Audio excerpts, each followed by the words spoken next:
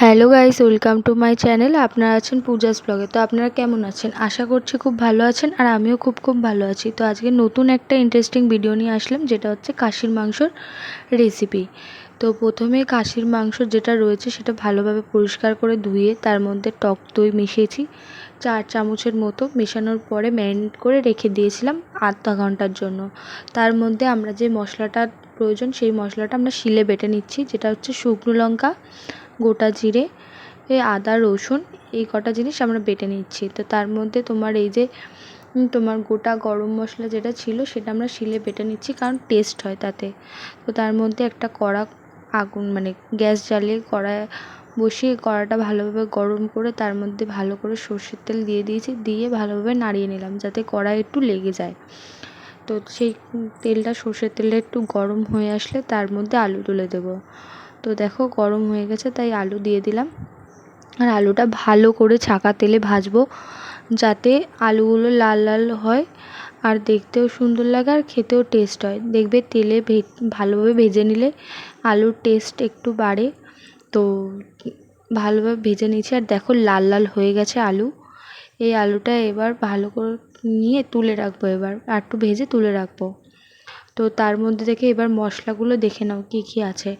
এই শুকনো লঙ্কা যে মশলাগুলো বাটলাম, পেঁয়াজ, রসুন, পেঁয়াজ, তোমার নুন, হলুদ, ও যা যা লাগে তাই দিলাম। দেওয়ার পরে তোমার এর মধ্যে যে সর্ষের তেলটা ছিল গরম করে নিয়েছি, তার মধ্যে গোটা গরম মশলা, পেঁয়াজ দিয়ে ভালো করে লাল লাল করে ভেজে নেবো, যাতে যে মানে বাদামি কালার হয়ে আসলে তার ভেজে নেবো। তার মধ্যে যে মশলাটা বেটে রেখেছিলাম সেই মশলাটাই দিয়ে দেবো।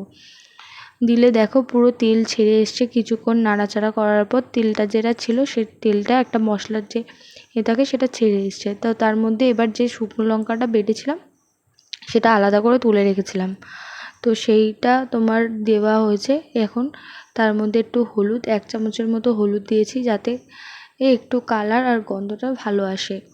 তো তার মধ্যে ভালো করে নেড়ে চেড়ে এবার দিয়ে দিলাম নুন। এবার নুনটা দেওয়ার পরে কিছুক্ষণ নাড়বো, মানে কষিয়ে নেব, যাতে নুনের যে একটা ব্যাপার থাকে সেটার মানে পেঁয়াজের মধ্যে, মশলাটার মধ্যে যায়। তো তার মধ্যে এবার যে খাসির মাংসটা ম্যারিনেট করা ছিল সেই খাসির মাংস ম্যারিনেট করাটা এবার কড়ায় দিয়ে দেবো।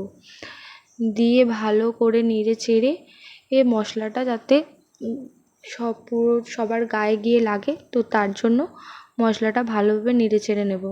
তো দেখো এবার মশলাটা মানে কিছুক্ষণ মাখিয়ে নেওয়ার পরে মশলার গায়ের কালারটা দেখো কীরকম এসছে। তো তার মধ্যে এবার চাপা দিয়ে রাখবো। 10 মিনিট পর খুলে তোমার ভালোভাবে নাড়িয়ে নেবো। নাড়িয়ে চাড়িয়ে আবার কিছুক্ষণের জন্য ঢাকা দিয়ে রেখে একটু নাড়িয়ে চাড়িয়ে দেবো, যাতে তলায় না ধরে যায়।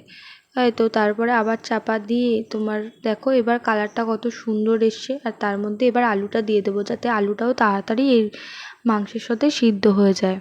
তো তারপরে চাপা দিয়ে দেবো আবার, মানে আলুটা দেওয়ার পরে তার মধ্যে ভালোভাবে নেড়ে চেড়ে যে করবার আর তোমার যে জল দেওয়ার আছে সেই জলটা দেবো। তার আগে দেখো কালারটা কি সুন্দর এসছে, পুরো লাল লাল ঝাল ঝাল কষা মাংস খাসির।